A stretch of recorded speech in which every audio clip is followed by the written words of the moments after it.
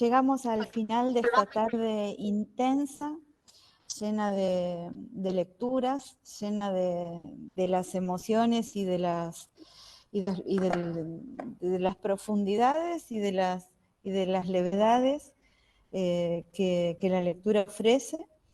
Y bueno, hoy estuvimos, les contamos a quienes recién se suman ahora, estuvimos temprano con Mario Méndez, con Oche Califa, estuvimos en la tarde con Graciela Vialet, con María Cristina Ramos, compartiendo lecturas, compartiendo reflexiones sobre la práctica, pensando sobre todo cómo compartir momentos de lectura en las escuelas argentinas.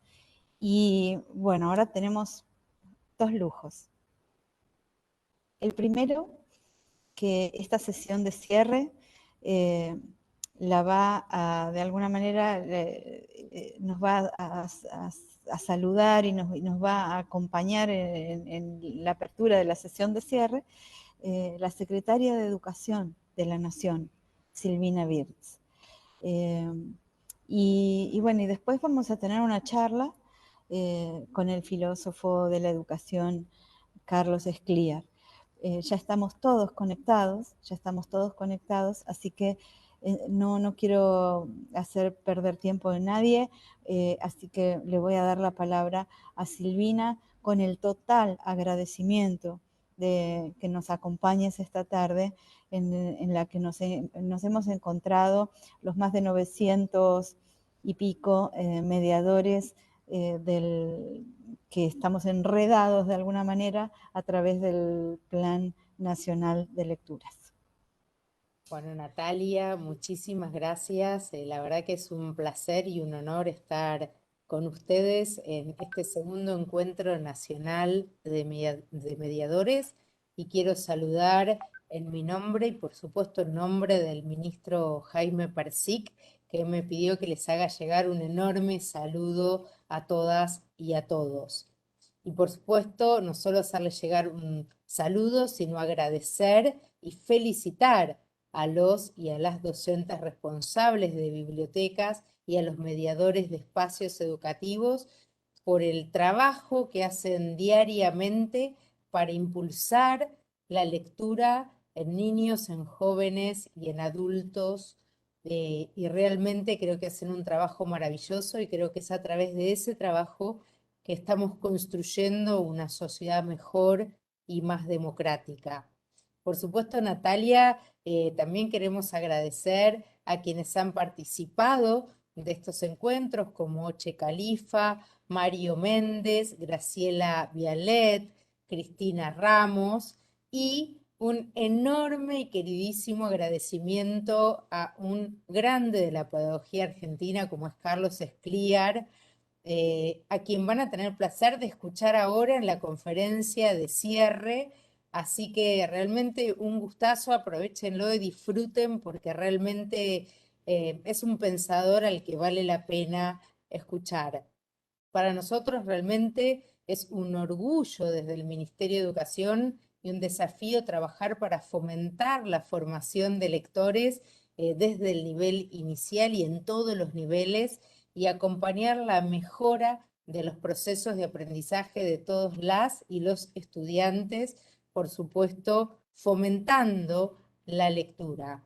Y quiero agradecerles a todos ustedes, a los aportes, al trabajo que hacen cotidianamente y al compromiso que tienen por más y mejores derechos para todos nuestros y nuestras estudiantes, y decirles que desde el Ministerio de Educación, para nosotros, el fomentar la comprensión lectora y el fomentar el disfrute por la lectura es un tema clave al que vamos a seguir dedicando muchísimo tiempo y todos nuestros esfuerzos, y por eso muy agradecidos con el trabajo que hacen todos y todas, y por supuesto a nuestra queridísima coordinadora del plan de lectura, Natalia. Así que muchas gracias y les deseo lo mejor con Carlos Escliar, que realmente va a ser una conferencia para disfrutar. Así como uno disfruta la lectura,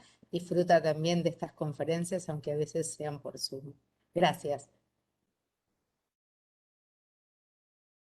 Gracias, Silvina, por acompañarnos en esta tarde.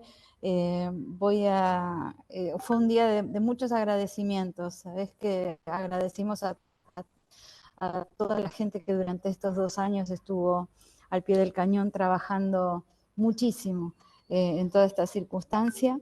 Y le pedimos a Carlos que pensara la idea de qué pasa con el tiempo y el lugar de la lectura. Así que, bueno, sé que estás con muchas cosas que tenés que despedirte, pero bueno, a lo mejor Lo podés voy a escuchar un escuchar ratito, a grabado. ver, eso, Lo voy a aunque sea un escuchar ratito. grabado, Bueno, totalmente. Pero mil gracias y de verdad, Carlos, un honor que estés aquí con nosotros acompañando este segundo encuentro con una conferencia. Gracias, ¿eh? un beso enorme, Silvi. Bueno, yo les voy a contar que Carlos Escliar, voy a esperar un segundito. Carlos Escliar nació en Buenos Aires, es investigador, docente, fonoaudiólogo y escritor, especialista en literatura, pedagogía, filosofía, y además es un amigo. Se desempeña como investigador principal del CONICET y del área de educación de Flaxo. Por su trabajo ha recibido diferentes reconocimientos y premios en Argentina, en Brasil. Es director de colecciones de libros en las editoriales Miño y Dávila y Homo Sapiens. Publicó libros de ensayo, libros de poesía, por ejemplo, ¿Y si el otro no estuviera allí? O La intimidad y la alteridad, experiencias con la palabra, voz apenas, entre muchos otros. Ayer justamente miraba libros nuevos que han salido como un tren sobre el abismo, mientras respiramos en la incertidumbre. Bueno, todas estas producciones de este tiempo que me parece, no sé si son todas del tiempo de la crisis humanitaria que vivimos en el último tiempo, ya nos contarás. Y bueno, no sé si alcanzaste a pensar algo Bueno, sobre lo que te propuse, que es pensar el tiempo y el lugar de la lectura. eh, dame un segundo para saludar, para celebrar, para elogiar. Me siento muy conmovido, particularmente conmovido por estar con ustedes, porque así me siento, porque eh, también nuestras vidas son planes nacionales de lectura, si quisiéramos decirlo de esta manera. Entonces, además muy agradecido por las palabras de Silvina, que hace mucho que no veo, pero con quien compartimos tanto.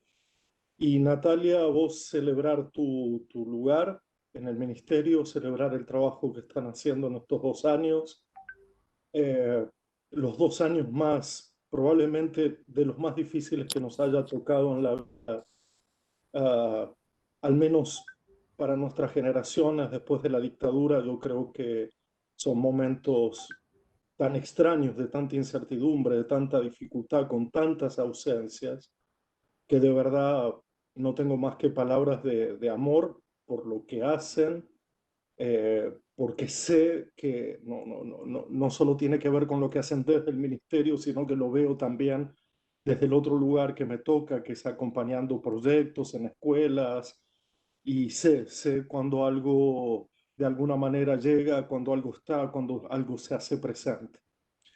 Te confieso que sí que pensé, y te confieso que además esa pregunta sobre el lugar y el tiempo de la lectura me viene rondando.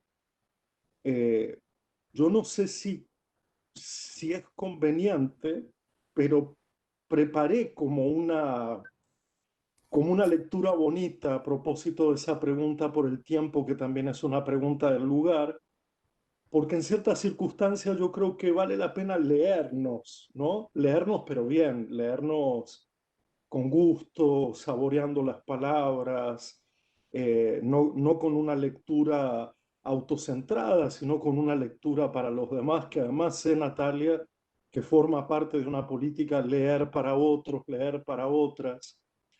Y pensando en tu pregunta, recuperé para empezar nomás, aunque no sé cuánto tiempo tengo, eh, ¿eso qué es? Esas manitos ahí que Todo lo que quieras. todo lo que yo quiera. Bueno, me quedaré solo contigo llegado el caso. Eh, recuperé dos frases que a ver si nos ayudan. La primera es para mí, de un gran novelista emergente mexicano que se llama Eduardo Ruiz Sosa, muy joven, muy nuevo, pero ya con una obra, con un caudal, con una, digamos, ha atravesado la literatura como un rayo, como un hachazo.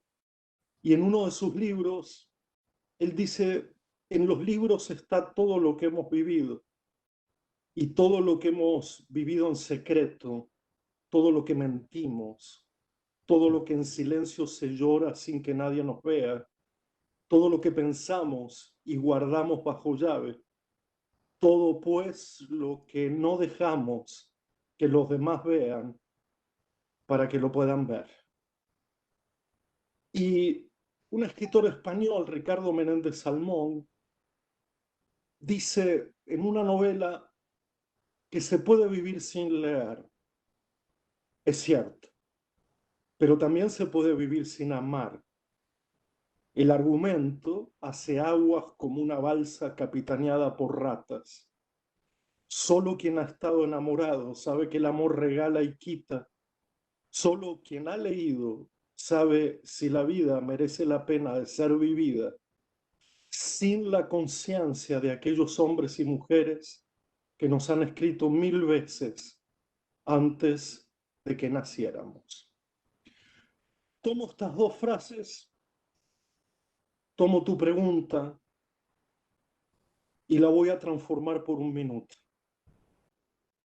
Porque sabes que desde hace tiempo la pregunta que responde a la cuestión por el tiempo y el lugar es la pregunta que me gusta formular y que compartiré con ustedes ahora.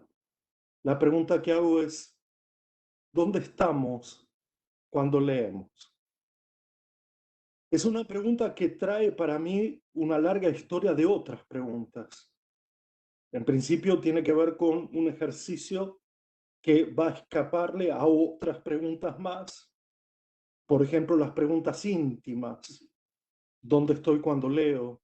O las preguntas personalistas. Pero también esquivar un poco esa pregunta de quiénes somos cuando leemos para evitar cierto esencialismo y diferenciarnos de quienes no somos si no leemos.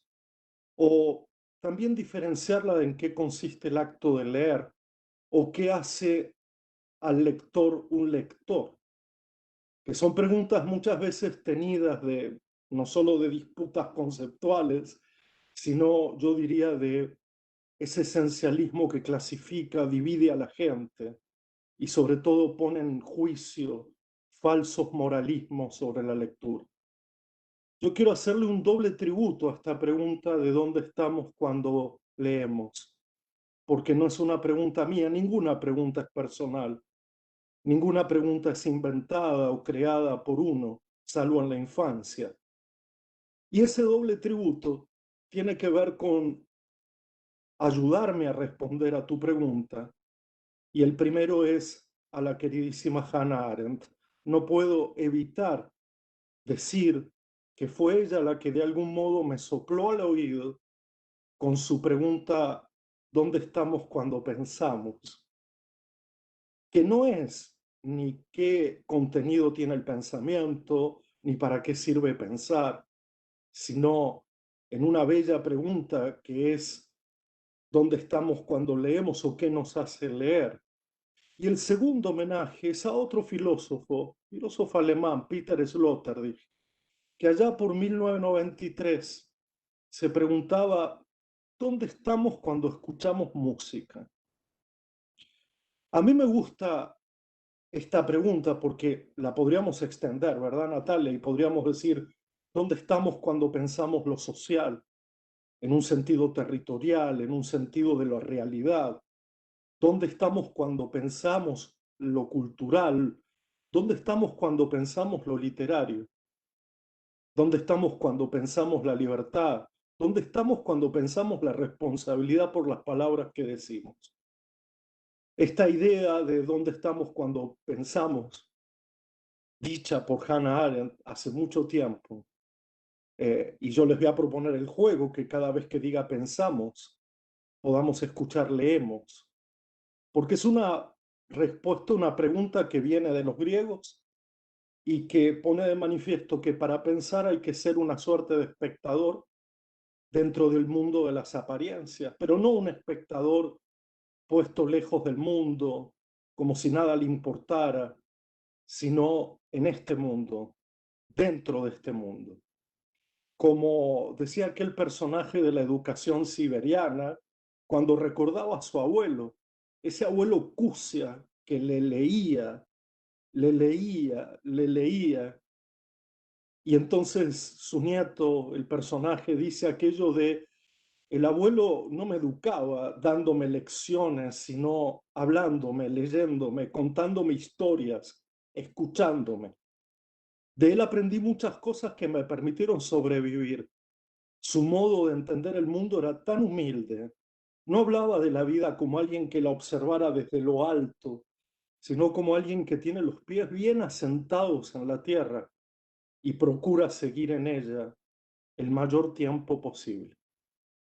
Yo quiero recordar que desde el mismo origen de la filosofía consideraron el pensar, pero también podríamos extenderlo, como la búsqueda de la inmortalidad, como si de alguna manera eh, le dieran al pensar, al leer, en nuestro caso, una idea de duración, no de lo efímero, no de lo inmediato, no de lo que se hace una vez y se deja, sino de lo que es duración, de lo que dura algo en una época tan efímera, en una época tan violenta y tan descuidada, algo que dura finalmente.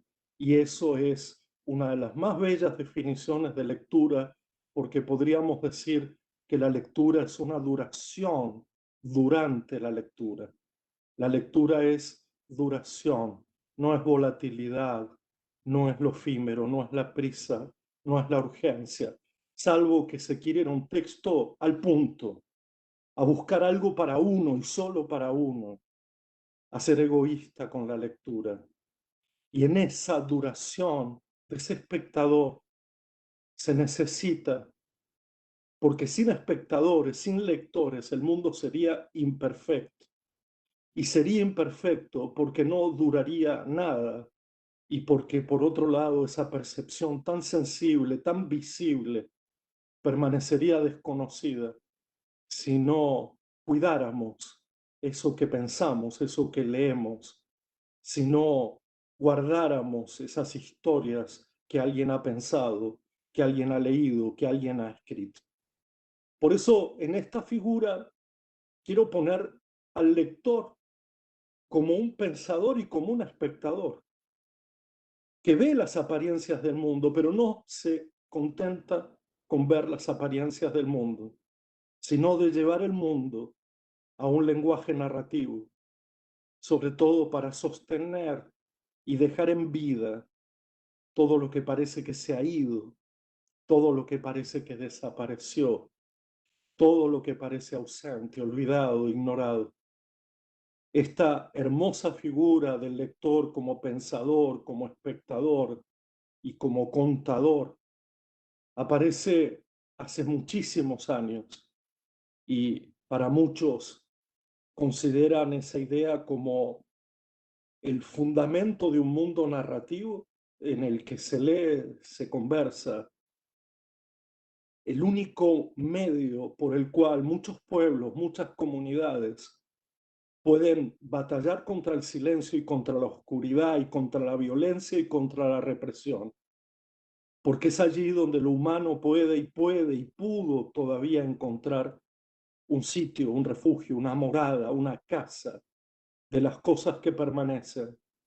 la duración de la lectura encarnada en la materialidad de la palabra.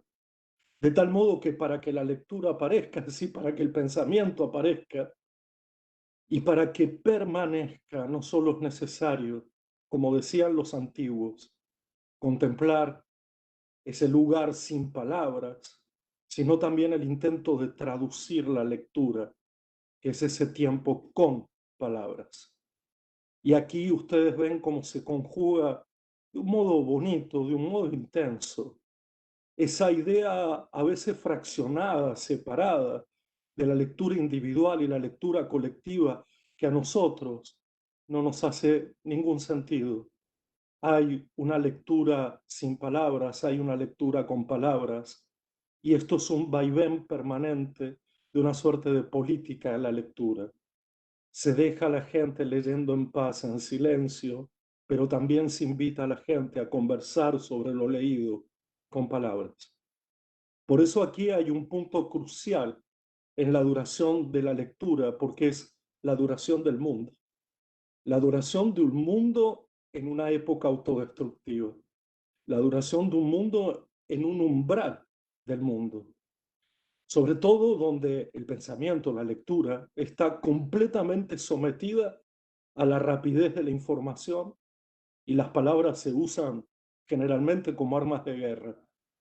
Por eso la necesidad de algo que trascienda lo inmediato, que no olvide, que no se desvanezca en la puja de quién tiene razón, o en esa batalla campal a propósito de porque lo dije yo, que crea como una suerte de tradición para que sobreviva a sí misma y cree un lazo tan necesario entre el pasado y el futuro en el presente. Lo que está en juego aquí no es la inteligibilidad de la lectura, aunque también, sino la construcción de un saber y de un sentir comunitarios. La ruptura con la memoria, la muerte del relato, ocurre justamente cuando el pensar permanece en el ámbito de lo callado, del secreto, del sigilo, de lo privado, e impide el paso hacia lo público y hacia lo colectivo.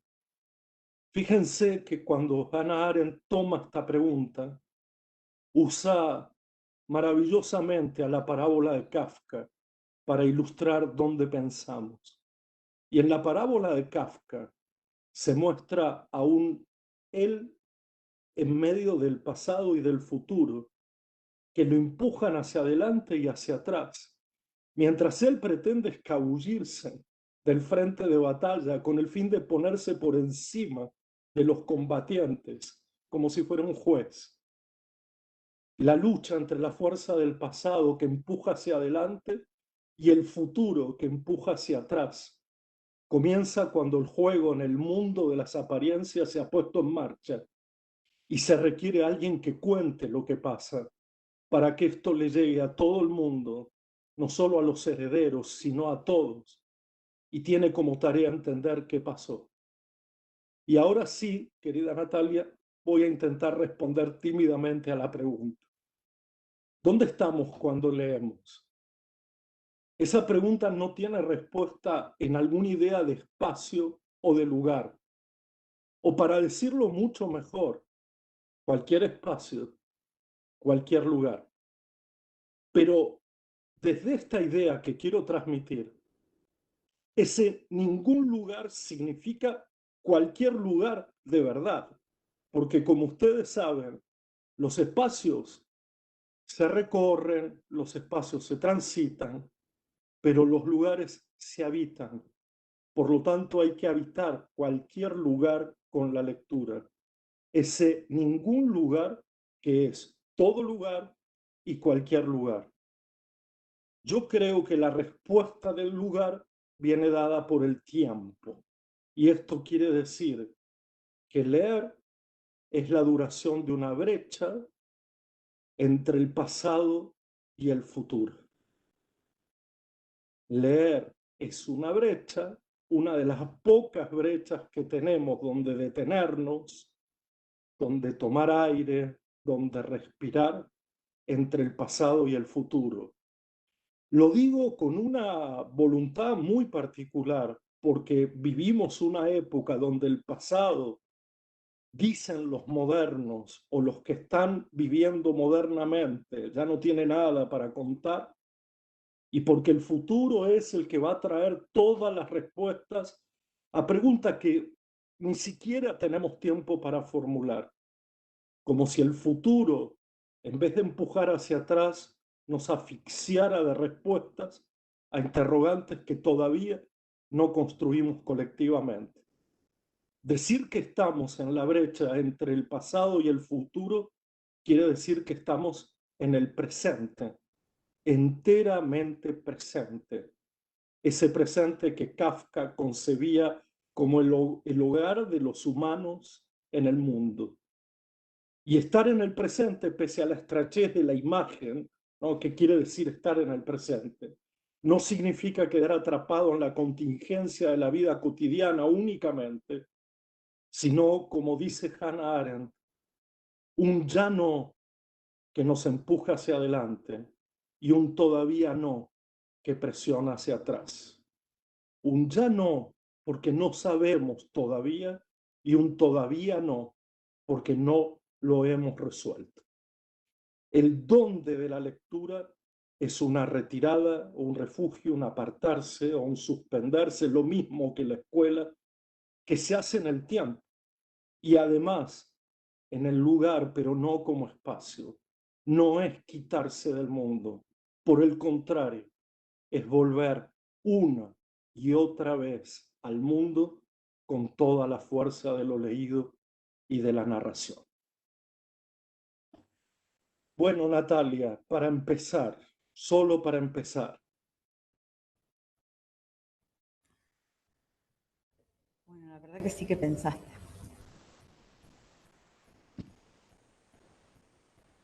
Te escuchaba y pensaba en lo que dura, en, en la ilusión de los niños cuando se abre un libro y, y se les nota en la carita, se les nota en la actitud, que saben que durante lo que dure ese libro, si alguien se dispone, si un adulto se dispone a leer con ellos, eh, ese tiempo se detiene, ese momento va a durar, ¿no? Saben que es un momento que va a durar. También pensaba que eso es un recuerdo que va a durar, códigos que van a durar, identidades que van a durar. Y, y pensaba también en la escasez de esos momentos en la institución que nos convoca, que es la escuela.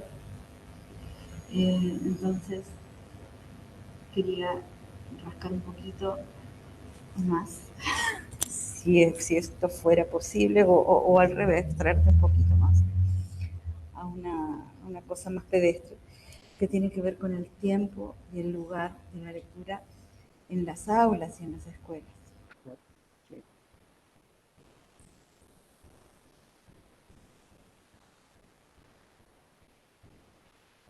Ahí lo dejaste. Ahí lo dejaste.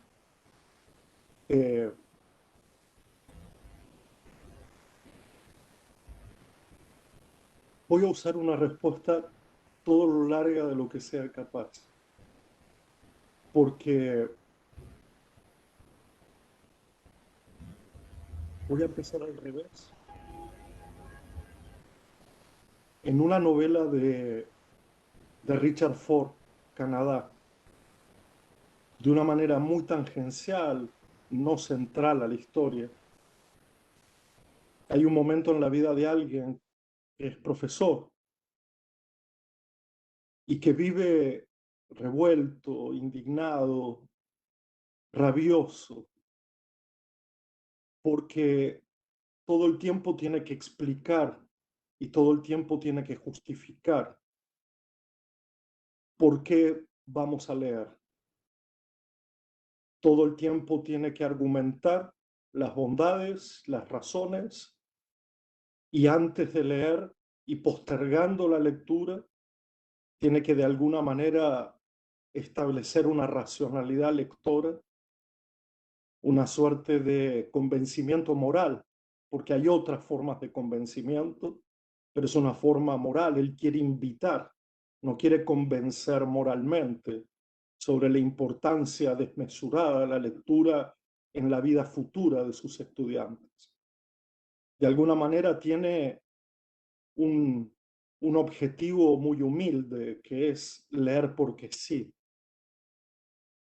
Y ese objetivo tan humilde le lleva toda la vida, porque no puede terminar de decir porque sí simplemente, y tiene que abrir toda la estela de explicaciones, justificaciones y racionalidad. Entonces él en algún momento desiste y lo que dice es, cada vez que me pregunten por qué vamos a leer lo que tenemos que leer, la respuesta es porque sí. Punto. Y ese punto cierra esta conversación y abre otra completamente distinta. Pero también sus estudiantes le preguntan todo el tiempo para qué sirve. ¿Y esto para qué sirve? Entonces, toda la conversación pedagógica está cimentada sobre dos argumentos. ¿Para qué sirve y por qué? ¿Por qué vamos a leer? Porque sí. ¿Y para qué sirve? Y aquí hay que tener cuidado, Natalia, porque la respuesta inmediata es para nada. Pero tiene que haber una gestualidad y una conversación que acompañe esa suerte de idea de inutilidad, esa suerte de idea de desprendimiento del utilitarismo de la lectura. Las veo como congeladas y no sé si me quedé hablando solo. Ah, ya está, ya está. Perdón, perdón. Pensé que se habían quedado detenidas. No hay que exagerar con eso de la detención que la lectura provee, ¿no? Entonces aquí yo creo que hay un juego sobre el por qué sí y el para nada que crea una interrupción al mundo. Porque aquí también no es solo para la lectura, sino para el saber o para el conocer en general. La pregunta siempre es si la educación continúa al mundo tal como lo conocemos, tal como lo percibimos, tal como le hacemos el diagnóstico social, político, económico, o si la educación es justamente la interrupción a ese mundo, una detención de ese mundo tal como lo conocemos, para indagarlo, para cuestionarlo, para criticarlo, para ahondar en él. Por lo tanto, aquí hay dos pequeños argumentos sobre los cuales todavía creo no nos hemos ejercitado lo suficiente. ¿Qué quiere decir leer porque sí y qué quiere decir leer para nada? Y esto no tiene que ver con experiencias individuales, personales. Es justamente virtudes que la época ha destronado por completo, el porque sí de las cosas, las que tienen su propio sentido, las que no necesitan un sentido añadido. Leer no necesita de razones. Y leer nos sirve si por servir entendemos ser serviles a un tiempo. Entonces yo creo que hay como un doble ejercicio para hacer en las aulas que tiene que ver con sostener con mano, yo diría, muy firmes, aunque siempre temblorosas. No solo sostener el libro, sino sostener contraargumentos a la racionalidad lectora que ha ocupado las últimas décadas de una manera muy, muy pretenciosa, ¿no? Que es cómo no construimos otra racionalidad lectora, sino cómo dejamos el porque sí para conversar en ese porque sí afirmativo a la lectura. Y cómo la volvemos inútil en el sentido de volver a vincular la humanidad entera con esos conocimientos que no sirven para el beneficio personal, que no son lucrativos y que desde hace tantas décadas nos vienen alertando de que cuanto más se vincule el conocimiento al provecho personal, la humanidad menos conocerá, menos sentirá curiosidad, menos explorará. Y hay una tercera razón, Natalia, ahí adentro, una razón sin razón. Es porque sí, es para nada, pero en el fondo yo creo que es para cuidar el mundo. Yo creo que leer tiene que ver con una forma de cuidado. Yo creo que tiene que ver no solo con cuidar la lectura, es cuidar la memoria, es cuidar el presente, es cuidar las infinitas historias que se han contado hasta aquí, es poner un mundo cuidado, porque como bien se sabe, entre la curiosidad, el cuidado y el curarse hay una relación etimológica muy profunda. Quien es curioso cuida, quien cuida cura. Y en este momento también creo que una política del cuidado de la lectura tiene que ver con volver a poner sobre el tapete la curiosidad y el curarnos de los males de este mundo. No sé si respondí a tu pregunta, pero de alguna manera quería insistir en esa gestualidad que afirma el porque sí de la lectura, que muestra su no vínculo con el utilitarismo y que además muestra que ese ejercicio de leer individual y colectivamente es el cuidado del mundo.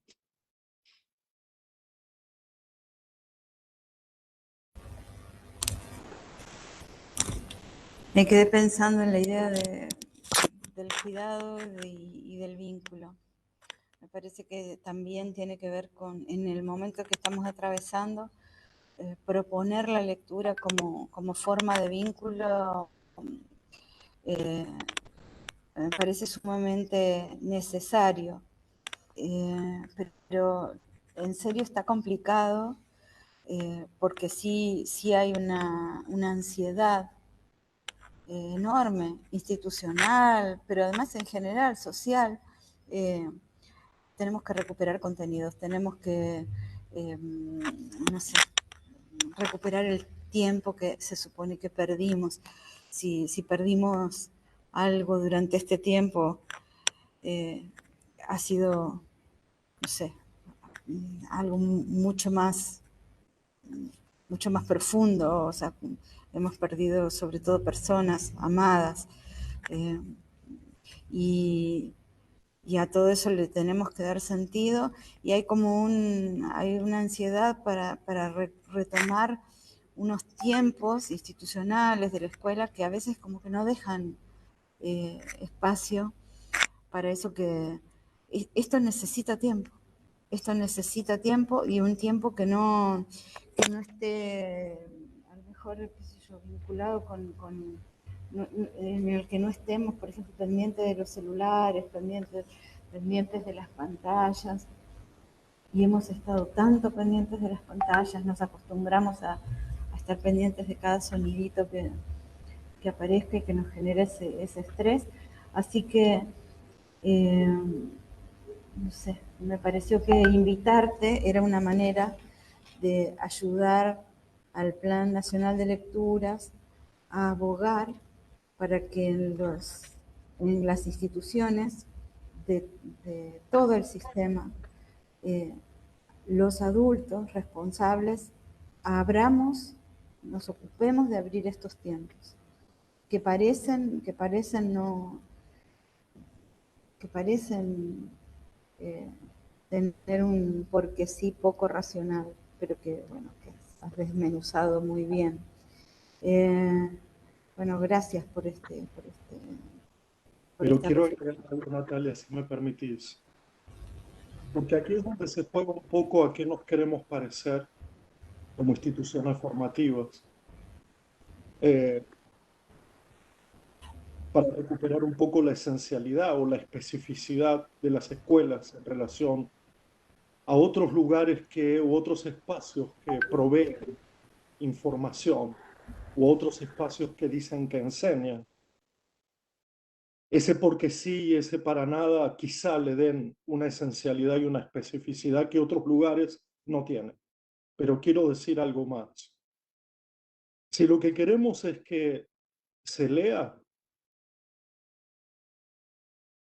la relación con el tiempo es evidente, pero también la relación con lo que se ha apartado del enseñar y se ha puesto en el par aprender, evaluar, y va por ahí con una fuerza de ley tan potente que muchos sistemas hoy descansan en esa relación entre se lee lo que será un aprendizaje evaluable o se lee lo que será evaluado. Por lo tanto, no se lee porque será juzgado, porque será condenado, y en ese lenguaje jurídico de la evaluación hay algo que hace que la lectura pierda su gracia, pierda su propia potencia. No conozco otro lugar que pueda dar tiempo que no sean las escuelas. En este mundo, los únicos lugares que nos quedan para dar tiempo, paréntesis, definición de educador, aquel que da tiempo, aquel que no solo dice quiero que leas y te invito a ello, sino que además te daré tiempo para que eso pase. Y la pregunta que puede sobrevenir aquí es, ¿y qué tiempo es ese que damos? ¿Se puede medir o es inmedible o es incontable? Yo sé que es difícil para un sistema soportar la idea de lo incontable y de lo inmedible, pero de alguna manera reconozcamos, sepamos, entendamos que la lectura forma parte de lo inmedible y de lo incontable. En los términos evaluativos tradicionales de los organismos internacionales, no cabe la lectura allá adentro, está incómoda, es angosto el lugar de su evaluación, es estrecho. Leer es algo que durará en el tiempo y que solo lo sabremos cuando cada uno de los que vivieron atmósferas de lectura, ambientes de lectura y han leído, se den cuenta de la importancia del leer en sí mismos. Pero no esperamos, no damos tiempo, impostamos la voz y decimos que la lectura es importante. Y entonces quiero volver al inicio. Ya sabemos que la lectura es importante, como lo es el amor, pero hasta que no lo vivamos, hasta que no lo experienciemos individual y colectivamente, nada podemos decir sobre su importancia. Espero que se haya entendido este humilde punto de vista. Claro que se entiende. En este tiempo estuve leyendo a un filósofo también de la educación italiano, Casati, que propone una cosa absolutamente radical e imposible en nuestros sistemas, o por lo menos que parece imposible. Él lo propone para el sistema italiano y solo se dice a sí mismo, ya sé que esto no me van a hacer caso, pero él propone que durante un mes el sistema educativo se detenga y dé tiempo para leer. Un mes, cada año.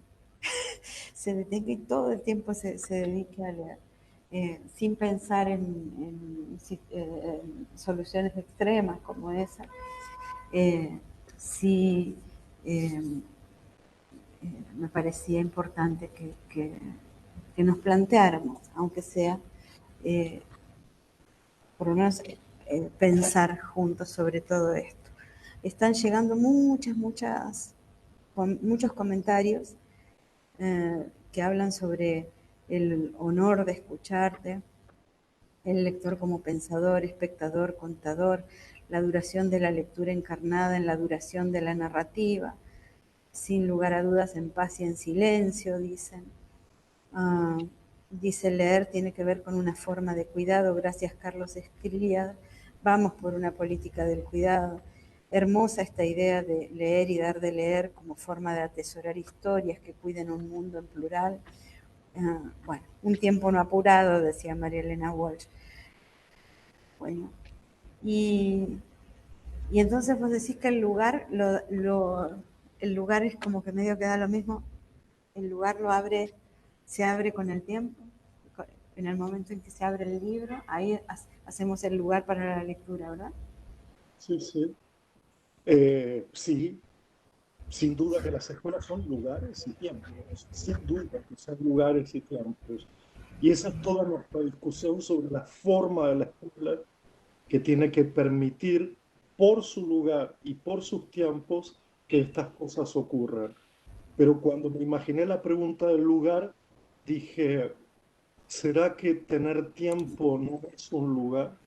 ¿Será que tener tiempo y dar tiempo no crea un hogar, una casa, un refugio, un lugar donde estar? ¿Será que cuando estamos apurados no hay lugares? ¿Será que cuando atravesamos raudamente perdemos de vista los costados por donde pasa la gente, los costados por donde pasan los paisajes? De tal manera que sin absorber el lugar en el tiempo, me gusta la idea de, por un rato aunque sea, que dure esta idea de hay un lugar llamado tiempo. Me encanta, me encanta. Bueno, Carlos, creo que nos has dejado tanta hondura y tanto que pensar, que es difícil ir profundizando. Me gustaría saber si la gente que está mirando tiene más preguntas, aprovechar que está Carlos acá conversando con nosotros. Pero no sabes desde qué cantidad enorme de lugares del país que te están escuchando. Nos preparamos para un reencuentro. Este reencuentro duró poquito en las escuelas, ahora ya parece que tenemos que descansar, y bien que nos merecemos descansar, porque sí es cierto que igual trabajamos, pero justo recién nos encontrábamos. A mí me parece que una manera de vincularnos ahora va a ser bueno vincularnos a través de la lectura. Justo acaban de llegar las colecciones Leer Abre Mundos, Leer por Leer, que están hechas con un criterio justamente de apertura, de bibliodiversidad. Y bueno, no sé si querías decir algo. A ver, María quiere decir algo. A ver, Yo María. me quedé pensando, Carlos, en esto que decías, ¿no? Que el tiempo habilita el espacio. Y entonces me pensaba, bueno, ¿y qué es lo que habilita el tiempo? Y decía el deseo, ¿no? En algún punto. El deseo, el que es capaz de crear ese tiempo para amar y para amar la lectura, y crear ese tiempo para estar con otros a través de la lectura y estar con otros a través del amor. Eso me quedé. Hermoso, María. Yo a veces pienso cuánto lo que reúne el lugar con el tiempo no es sino otra cosa que el instante. Es decir, que como cada instante define lo que ese tiempo y lugar posibilita o no. Ya sé que hay lugares inhóspitos, que no dejan que el tiempo sea sino una pesadilla. Ya sé que hay tiempo completamente cronometrado y absolutamente asfixiante, lo que no abre el espacio. Ahora, algo antes del orden de la conversación, el deseo de estar juntos, el deseo de quedarse en un lugar, el deseo no solo de estar como presencia física, hoy confundida con presencialidad, sino el deseo de estar y de quedarse para hacer cosas juntos. Si sumo estas tres ideas tan torpes, ahí está el lugar y el tiempo. Porque el estar es una medida de tiempo y lugar. El quedarse es una medida de tiempo y lugar. El hacer cosas juntos son medidas de tiempo y lugar. Reunida a las tres, si la lectura es estar leyendo, quedarse a leer o a conversar sobre lo leído, y es ese hacer cosas juntos, Ahí tenemos tiempo y lugar compenetrados, no absorbidos, no determinados unos por otros, sino compartiendo eso que llamamos la forma de las cosas, sus instantes, su micropolítica, su cotidianidad. Y ese es un relato que todavía está no demasiado presente cuando hablamos de las escuelas. La forma, no tanto la función. Lo mismo vale para la lectura. No tanto su función, sino la forma en que la lectura es dada, la forma en que la lectura es puesta en medio. La forma no es la apariencia, la forma no es la superficie, la forma es tiempo y lugar.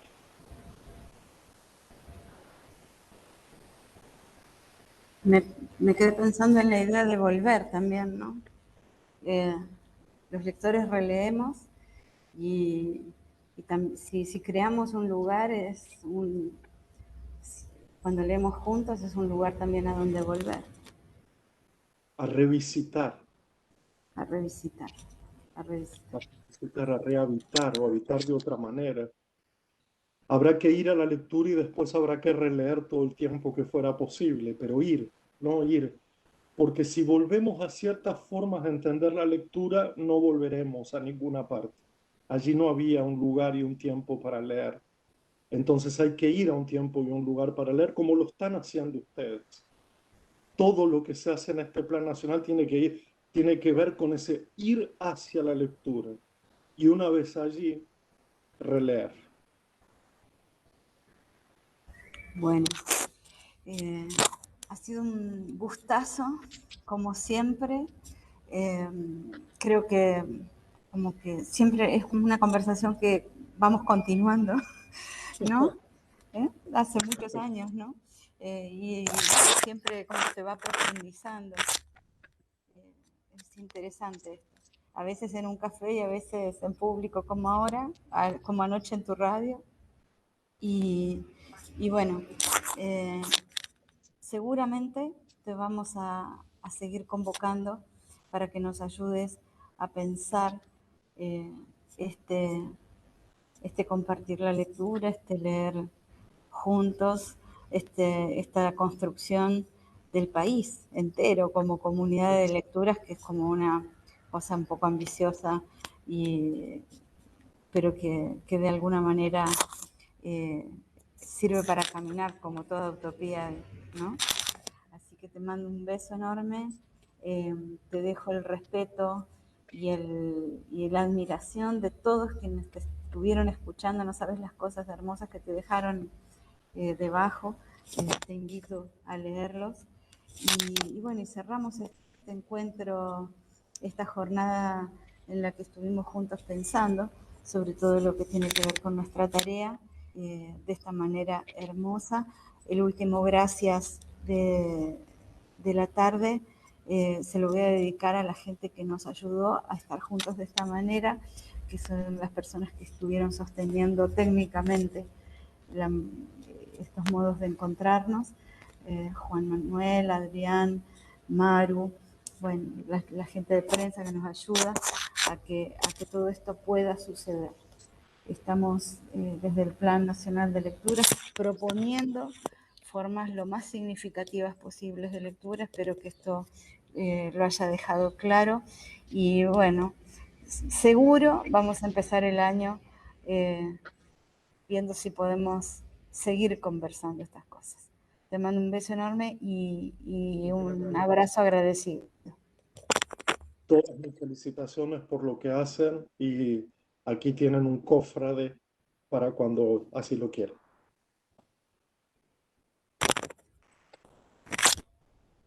Bueno, nos despedimos entonces de todos quienes estuvieron siguiendo esta jornada y bueno, seguramente el año que viene esta reunión, este encuentro de mediadores podrá ser en vivo, podrá ser presencial. Vamos a disfrutar también esa parte que tiene que ver con el leer. Gracias para todos y nos vemos.